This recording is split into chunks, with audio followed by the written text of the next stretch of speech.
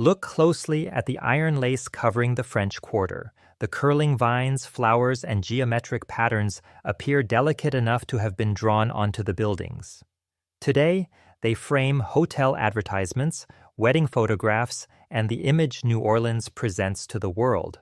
But much of this celebrated ironwork was created by people the city rarely names. By the early 19th century, enslaved and free Afro-Creole blacksmiths had become central to New Orleans' ornamental iron trade. Historical accounts suggest that by around 1831, they held something close to a monopoly over the craft. They heated iron until it glowed, hammered it into curves, and fitted it above streets where many of them could never enjoy the same freedom, property, or status as the people standing behind the railings. Later, foundries made decorative iron cheaper. Wealthy owners covered entire buildings in mass-produced lace, while black artisans, immigrant laborers, and domestic servants continued to build and maintain the spectacle from behind the scenes. So, how did the work of marginalized craftsmen become the most romantic symbol of New Orleans? Why do we remember the railings but not the people who made them? And what happens when a form of climate survival becomes a luxury backdrop for tourists? The answer begins with a correction, because the structures most visitors call balconies are usually not balconies at all. Stand on Royal Street early in the morning before the crowds thicken and the music spills from open doorways. Look upward. Iron railings stretch across the facades of narrow brick buildings. Some curl around corners, others rise in two stacked levels, creating layers of outdoor space above the pavement.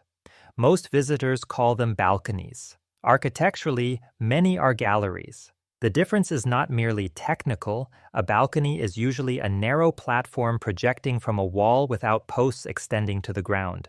It is cantilevered from the building and often provides just enough room for one or two people to stand outside.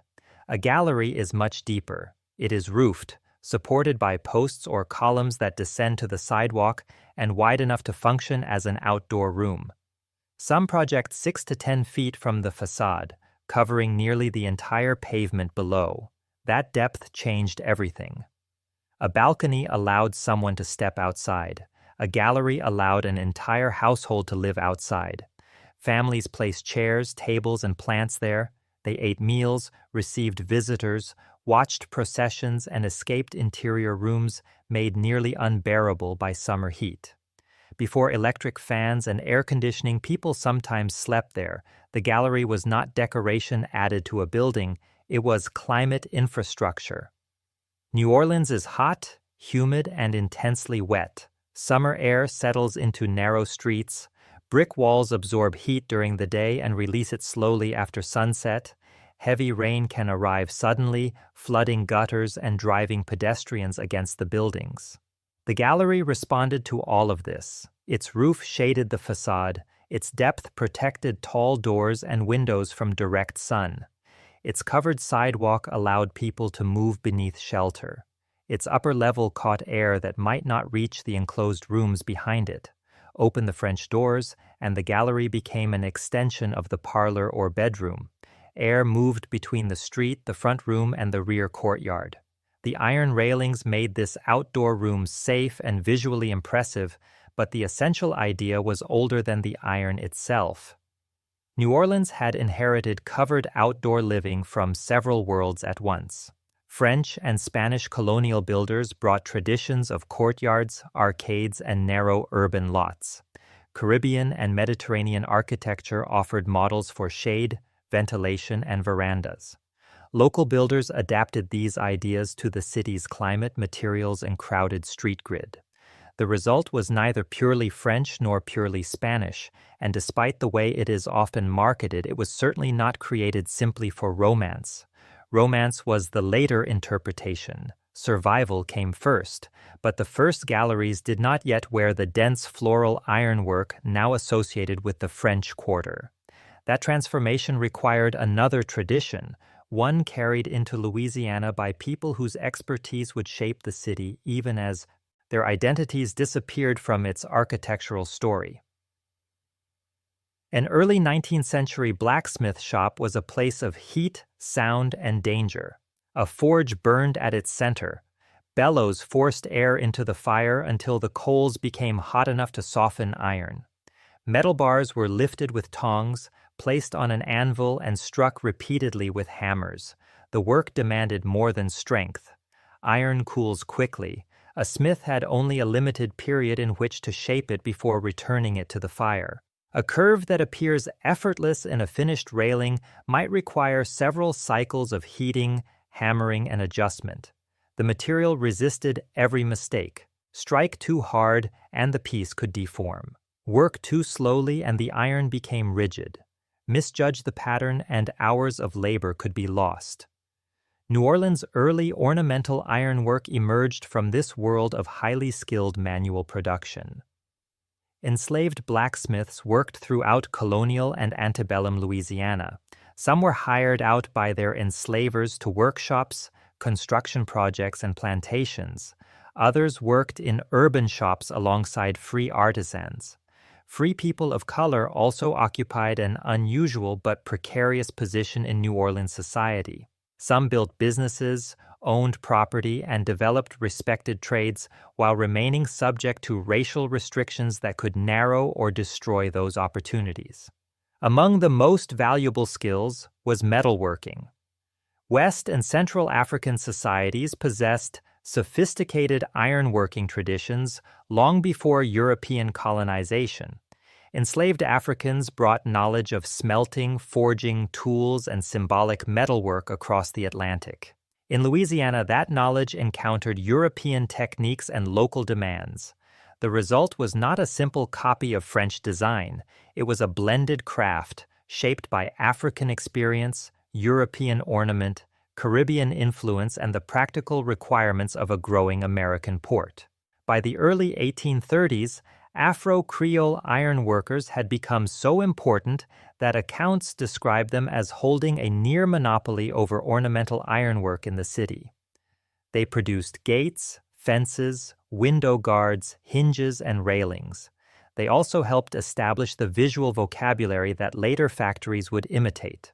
Some surviving patterns contain shapes that historians and contemporary craftspeople interpret as African-derived symbols, forms hidden within curls, crosses, spirals, and repeated geometric arrangements. The evidence is not always precise enough to identify the intention behind every motif. Many artisans left no written explanation of their work. That silence is part of the story. New Orleans preserves thousands of feet of historic iron. It preserves far fewer names of the people who shaped the earliest pieces. Property records identify owners. Architectural histories identify commissioners. Plaques celebrate prominent families. The artisan may appear only as an expense in an account book, if he appears at all. For an enslaved smith, even exceptional craftsmanship did not guarantee control over the value it created. An owner could collect the payment, a property owner could display the railing, the building could appreciate in value for generations. The worker who formed the iron could remain legally classified as property. That is the first dark contradiction of New Orleans' iron lace. The railings became symbols of refinement because the violence beneath their creation was kept out of view. But the iron still carries the evidence. Early wrought pieces are not perfectly uniform. Their scrolls may vary slightly. Hammer marks and joints reveal the work of individual hands. Every section required judgment. Every curve passed through fire. Then a new technology arrived, one that could turn handcrafted ornament into a repeatable industrial product. Iron lace was about to spread across the city, and the very success of that expansion would make the original craftsman even easier to forget. Wrought iron and cast iron are often spoken of as though they are the same material. They are not. Wrought iron is shaped. Cast iron is poured. To make a wrought iron railing, a smith heats bars and rods, then bends, twists, joins, and hammers them into a finished form. Each piece carries some variation because hands shape it individually. Cast iron follows a different process. A pattern is created first, a mold is formed around that pattern. Molten iron is then poured into the mold and allowed to cool. Once the mold exists, the same decorative panel can be produced repeatedly. A New Orleans blacksmith once described the difference with a useful comparison. Wrought iron resembles an individual work of art, while cast iron resembles printing from a prepared plate. One is formed piece by piece, the other can be reproduced. During the early 19th century, improvements in smelting made cast iron more abundant and affordable. The hot blast process, developed in the 1820s, reduced fuel requirements and helped increase production. Across the Atlantic world, iron began moving into architecture at a larger scale. Factories produced columns, brackets, storefronts, and ornamental panels. New Orleans foundries, including the Leeds Iron Works, supplied a city eager to appear both elegant and modern. Cast iron transformed the economics of ornament. A hand-forged railing remained labor-intensive, but a foundry could pour the same floral panel dozens or hundreds of times. A modest brick facade could suddenly wear a surface of elaborate leaves, medallions, and scrolls without requiring every detail to be individually hammered. The effect was dramatic. Industrial repetition imitated aristocratic craftsmanship. Owners could purchase patterns, combine them across a facade, and give an ordinary rental building the appearance of exceptional refinement. Yet mass production did not eliminate skilled labor. Someone had to design the original pattern. Someone had to make the mold. Foundry workers handled furnaces, molten metal, and heavy castings under dangerous conditions. Finishers removed rough edges. Installers lifted the panels into place and adjusted them to buildings that were rarely perfectly straight. Blacksmiths continued to fabricate connectors, repair damage, and fit new industrial components into older handmade systems. The technology changed where the labor occurred. It did not make the labor disappear. But visually, cast iron offered something enormously powerful. It allowed an entire facade to become a pattern. Posts could resemble slender columns. Brackets could appear like leaves. Railings could form a continuous band of flowers across several buildings. At corners, the iron could curve around the intersection, making the street feel like a theater. And unlike many of today's examples, the iron was not necessarily painted black. Mid-19th century color schemes could include soft greens, bronzed finishes, and other tones selected to complement stucco, brick, and shutters. The uniform black iron, now treated as timeless French Quarter tradition, is partly the result of later taste and restoration. The original streets may have appeared more colorful and less solemn than the image preserved in modern postcards. By the 1840s, the materials, foundries, and urban ambitions were in place. What New Orleans needed was a building grand enough to demonstrate the full potential of the new iron architecture. That building, or rather two matching blocks, would rise beside Jackson Square. And their commissioner had no interest in being forgotten. Michaela Almonester de Pontalba was born into one of Louisiana's most prominent Creole families. Her father had helped finance and develop parts of central New Orleans. Through inheritance, marriage, and a long conflict over control of family wealth, she became one of the most formidable property owners in the city's history. Her personal story included violence, litigation, and survival. While living in France, her father-in-law shot her repeatedly during a family dispute. She survived the attack. He then killed himself. Michaela eventually returned to New Orleans with money, property, and a determination to reshape the land surrounding what was then called the Place d'Armes. Between 1849 and 1851, she constructed two enormous rows of buildings facing one another across the square. Today they are known as the Pontalba Buildings. Each block stretches along an entire side of Jackson Square.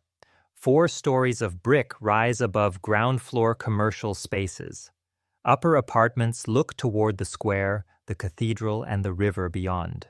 Their defining feature is the iron. Continuous cast iron galleries run along the facades, creating an uninterrupted horizontal stage above the street. Within the decorative panels, Michela placed her initials. The letters AA and P, representing the Almonester and Pontalba names, were woven into the iron repeatedly. She did not merely own the buildings, she signed them. The reported construction cost exceeded $300,000, an extraordinary investment in the middle of the 19th century. The precise modern equivalent depends on how it is calculated, but the historical meaning is clear. This was urban development on a scale available only to immense wealth. Architects and builders translated that wealth into a new kind of rental property. The apartments combined practical climate design with social prestige. Tall openings connected front rooms to the galleries. Shops below benefited from sheltered walkways and the constant activity surrounding the square. The buildings were both architecture and investment. Every decorative panel enhanced the image of the property.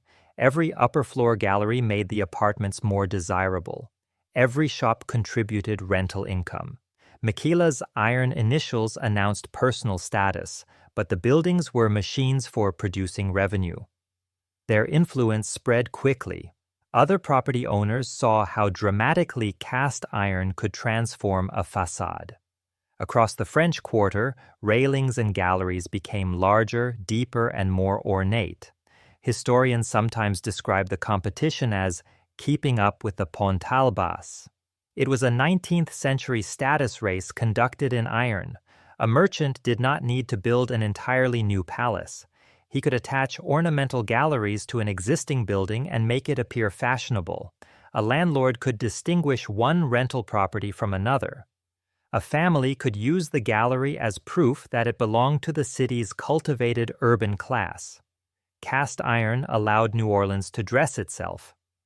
But the elegance of the Pontalba buildings rested on several layers of work. Architects planned, masons laid brick, carpenters framed floors and roofs, foundry workers cast panels, ironworkers fitted them, domestic servants cleaned the apartments and galleries after residents moved in. Shopkeepers maintained the commercial spaces below. The Baroness placed her initials in the railing. The initials of the laborers were not included. This pattern would repeat across the city. Owners used iron to make themselves visible. Workers used iron to make owners visible. And the gallery became the stage where that hierarchy could be performed every day. A New Orleans gallery occupied an unusual position. It belonged to the building, but it projected into the public street. It was private enough to hold a family's furniture, yet visible enough for neighbors and strangers to observe nearly everything that happened there. In effect, the gallery created a second-floor sidewalk. Residents could walk along the facade, lean over the railing, and speak to someone below. On connected or closely spaced buildings, neighbors appeared almost level with one another across the street. The city became vertical. Commerce occupied the ground floor. Domestic life appeared above it. From the gallery, a resident could watch deliveries, arguments, celebrations, and processions without entering the street. The elevated position provided both participation and distance. To stand behind iron lace was to see and be seen. That visibility made the gallery a social stage. Furniture communicated status.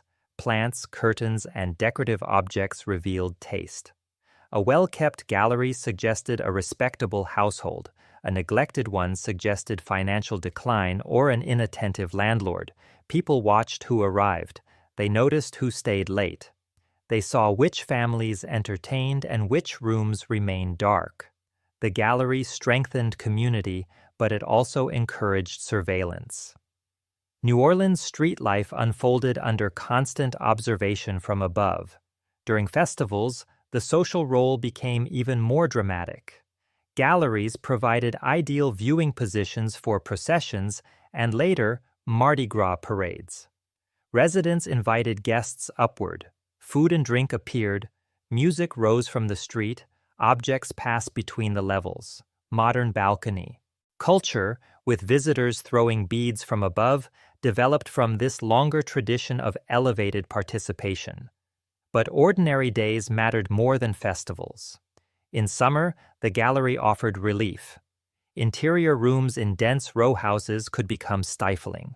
Even with tall ceilings and open windows, heat accumulated in brick walls. Rear rooms received less air and light. Mosquitoes complicated every attempt to sleep outside, but the gallery could still be preferable to a closed bedroom. Families carried bedding outward. Sheets and mattresses turned the gallery into a sleeping porch.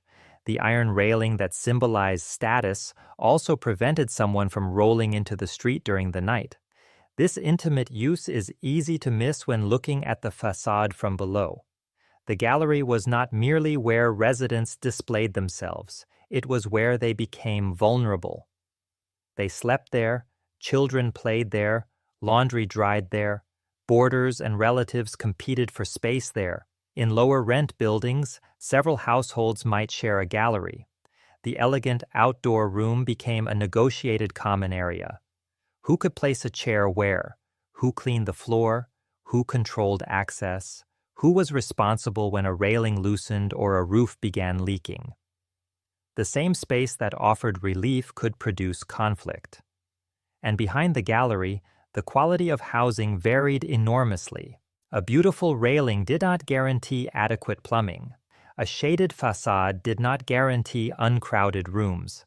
A building might project refinement toward the street while concealing poor sanitation, subdivided interiors and families living several people to a room. Iron lace could improve a building's appearance faster than it improved the lives of its occupants. That fact became more significant as the French Quarter changed from an elite district into something poorer, denser, and more complicated.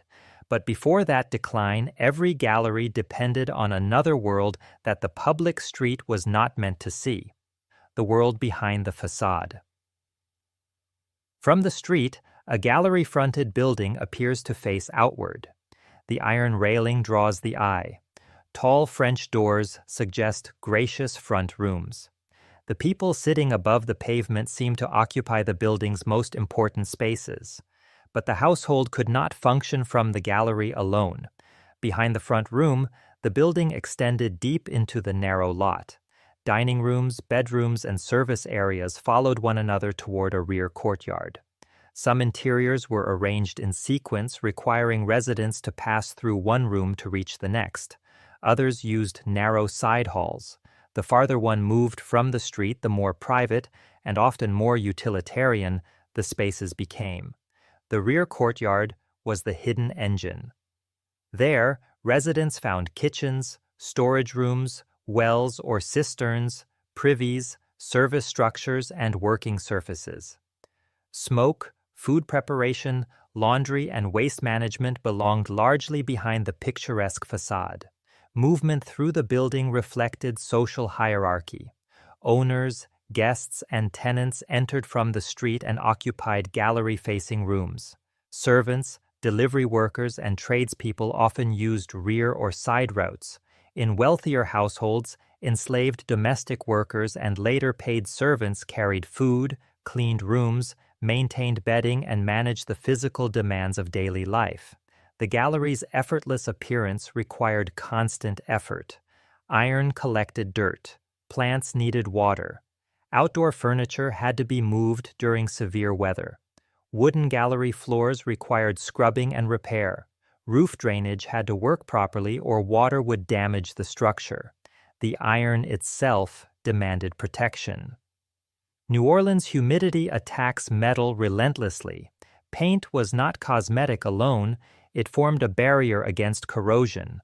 When that barrier failed, rust spread, joints weakened, decorative sections cracked. Supporting columns deteriorated near the pavement where rainwater, mud, and street debris accumulated. Someone had to inspect, scrape, repair, and repaint the iron. Much of this work happened when the gallery was empty, preserving the illusion that the architecture maintained itself. The hidden labor extended beyond the individual household. Foundry workers produced replacement pieces. Blacksmiths repaired sections that could not be reproduced easily. Carpenters stabilized gallery floors, roofers addressed leaks, masons repaired walls carrying the gallery's weight. The city's famous lightness rested on heavy physical work.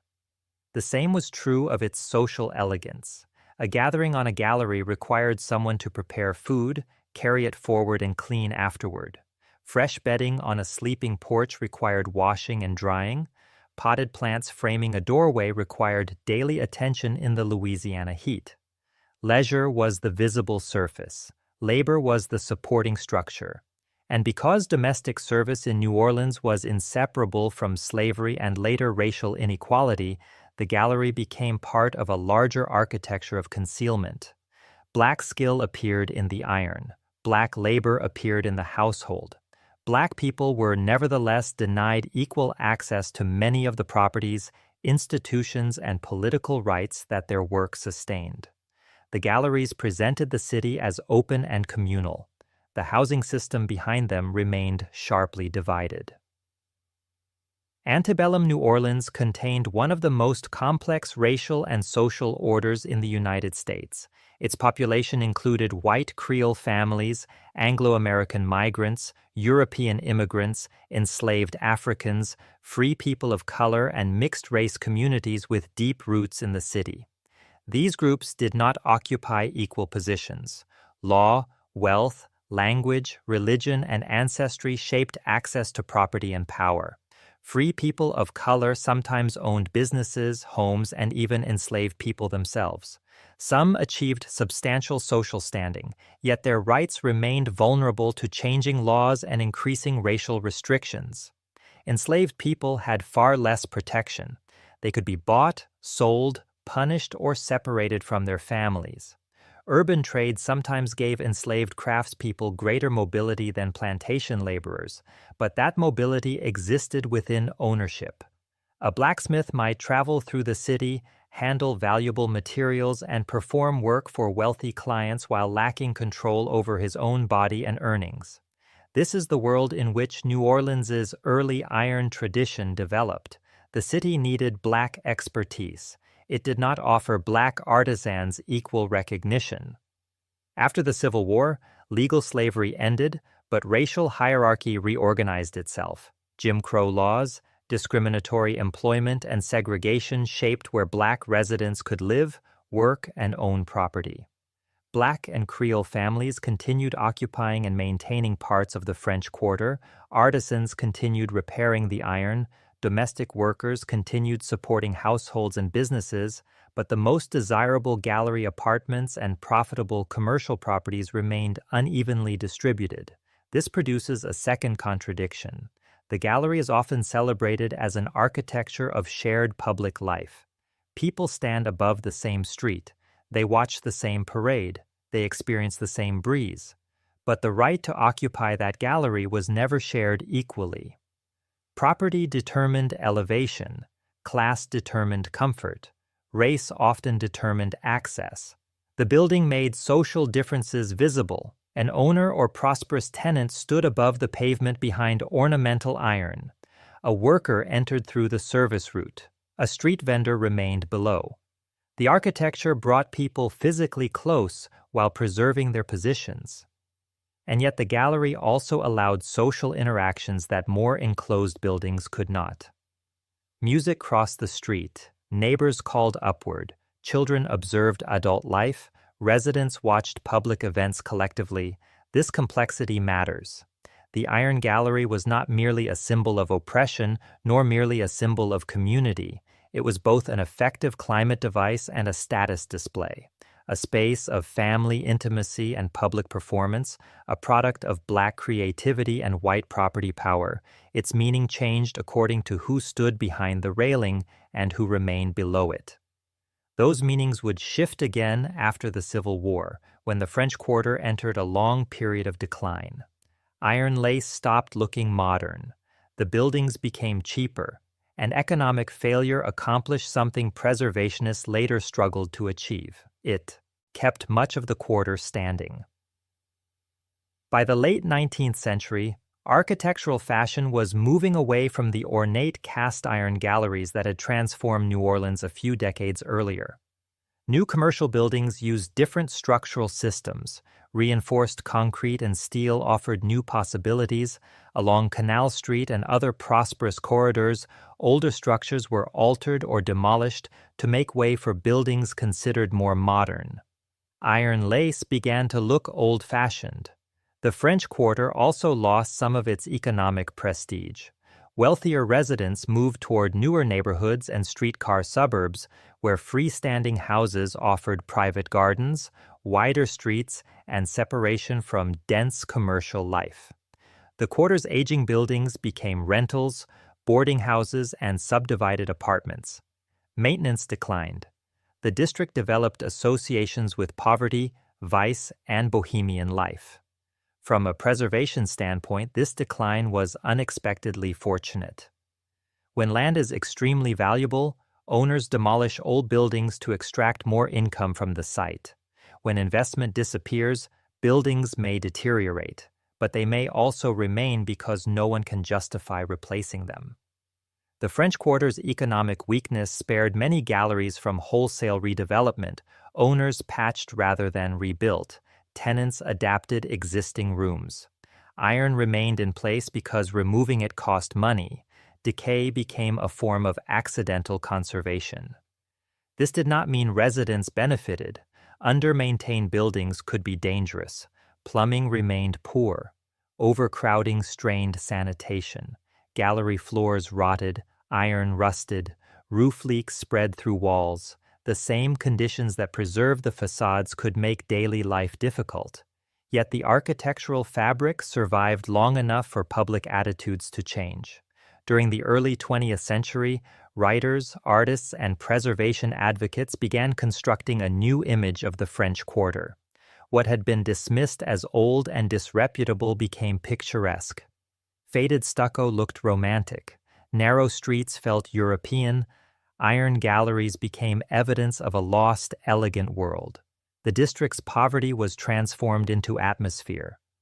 Tourism took notice. Visitors came seeking jazz, food, nightlife, and architectural character. Photographers discovered that iron lace provided the perfect frame for the city's mythology.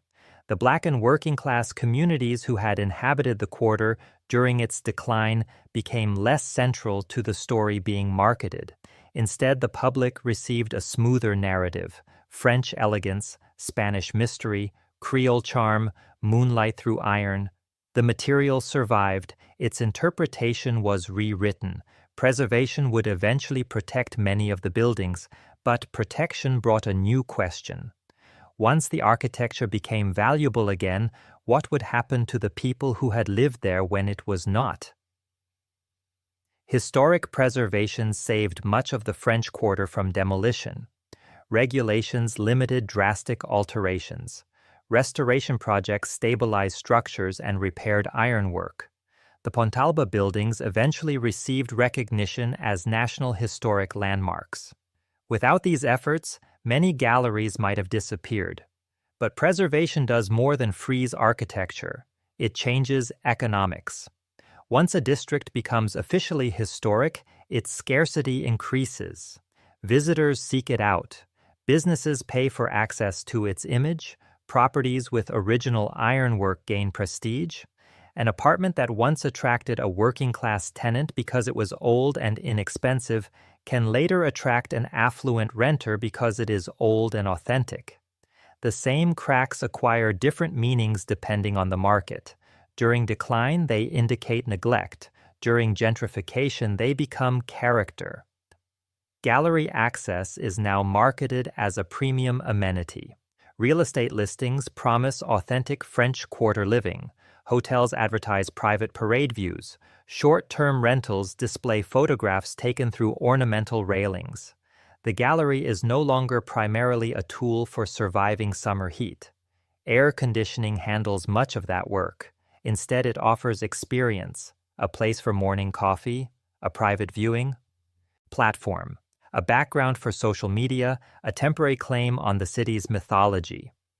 This new use creates powerful financial incentives to maintain the visible iron.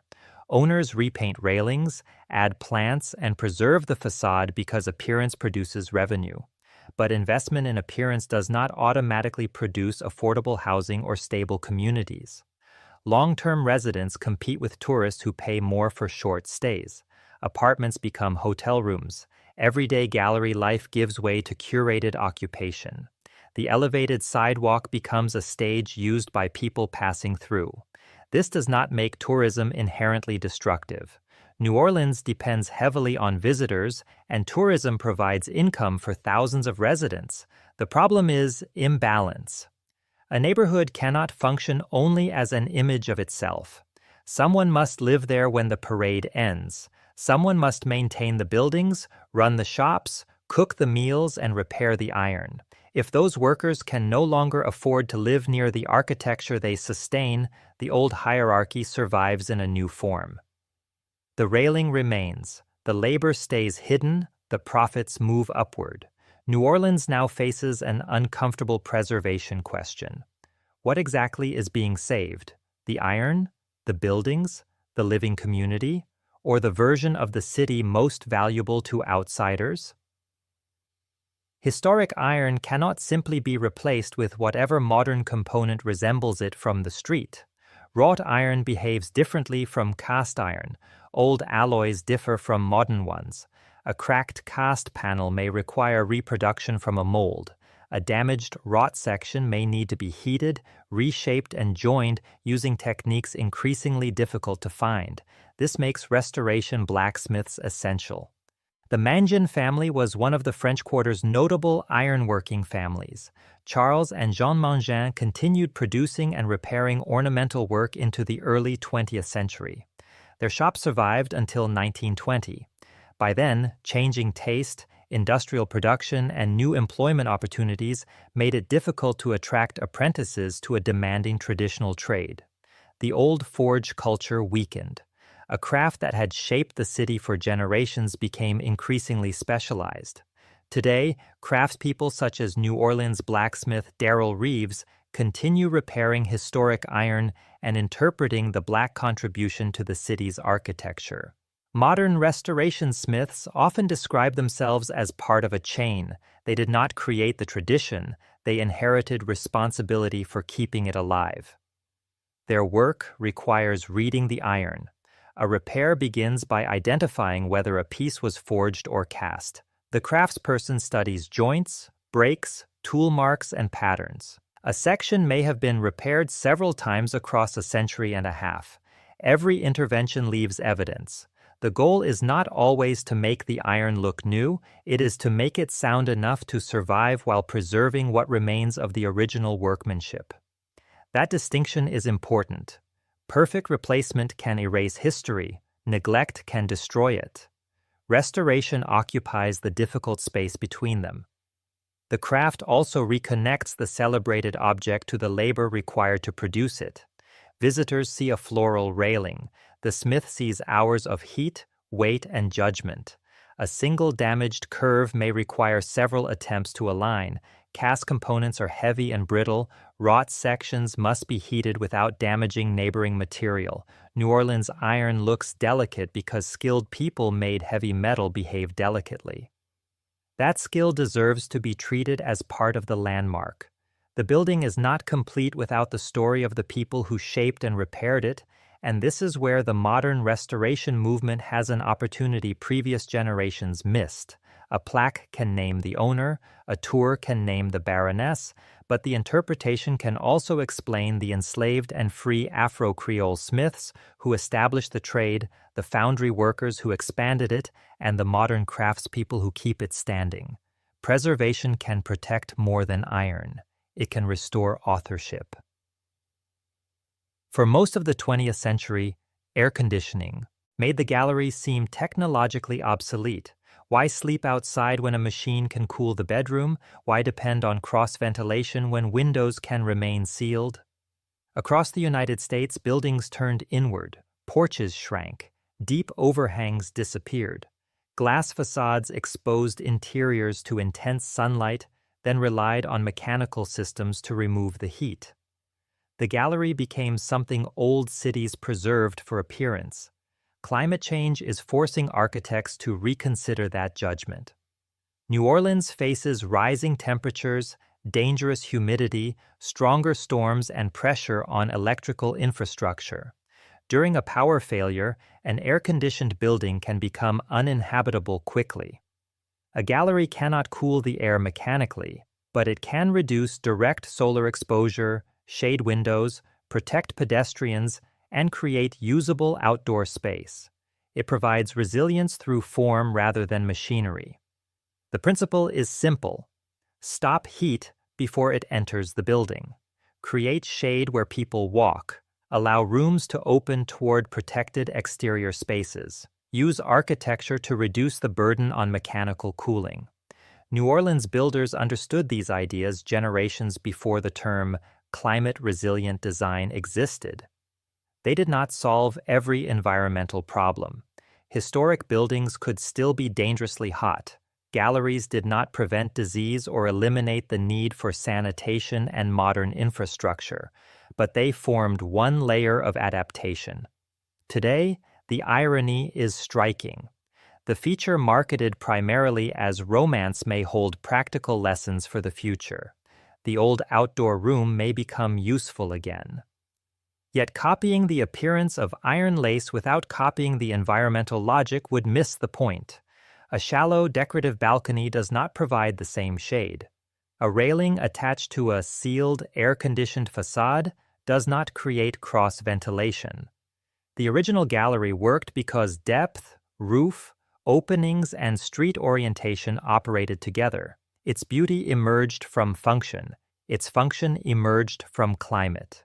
Its construction emerged from a complicated mixture of cultural knowledge, industrial technology, and exploited labor. To learn from the gallery, architects must understand the whole system, not just reproduce the curls. New Orleans galleries presented several messages at once. To a 19th century owner, cast iron announced prosperity. It said the building was fashionable, modern, and connected to international industry. To a tenant, the gallery offered shade, air, and a valuable extension of limited interior space. To a family, it could be a sitting room, bedroom, playground, and place of observation. To a shopkeeper below, the covered walkway brought pedestrians past the door in sun and rain. To a blacksmith, the railing represented knowledge, physical effort, and continuity of craft. To an enslaved artisan, it could also represent a cruel imbalance, the ability to shape permanent beauty without possessing permanent freedom. The iron was therefore never merely ornamental. It held the city's contradictions in public view. Old world style made possible by new industrial production, private property projecting over public pavement, neighborly interaction shaped by constant surveillance, climate adaptation converted into a status symbol, Black creativity displayed on buildings that rarely credited Black creators. A working-class district preserved through poverty, then made expensive through the value of its preservation. The railing brought all these forces together. That is why the phrase iron lace is so effective and so misleading. Lace sounds light, the history is heavy. So how did the work of marginalized craftsmen become the most romantic symbol of New Orleans? It happened in stages. Enslaved and free Afro-Creole blacksmiths developed and dominated much of the city's early ornamental iron tradition. Industrial foundries then transformed individual craftsmanship into repeatable cast panels. Wealthy property owners used those panels to advertise status and increase the appeal of rental buildings.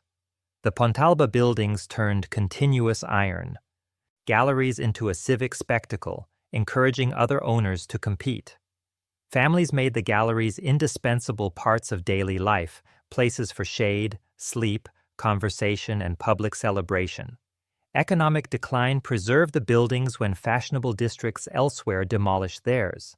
Preservationists and tourism campaigns later transformed the surviving iron into a romantic symbol of the city.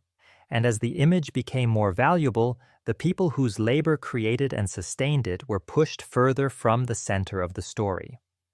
Today, millions recognize the railings. Far fewer recognize the system behind them. That is the real legacy of New Orleans iron lace. It is beautiful, it is practical, it is worth preserving, but it is not innocent. Every gallery is supported twice, once by the columns that reach the sidewalk and again by generations of labor that official history allowed to disappear. The next time you walk through the French Quarter, do not look only at the flowers and scrolls. Look for the hammer marks, look for the repeated cast panels, look for the initials of the owners, and then consider the initials that were never included. Because the iron does not simply decorate New Orleans, it records who was allowed to sign the city, who was required to build it, and who is still fighting to be remembered.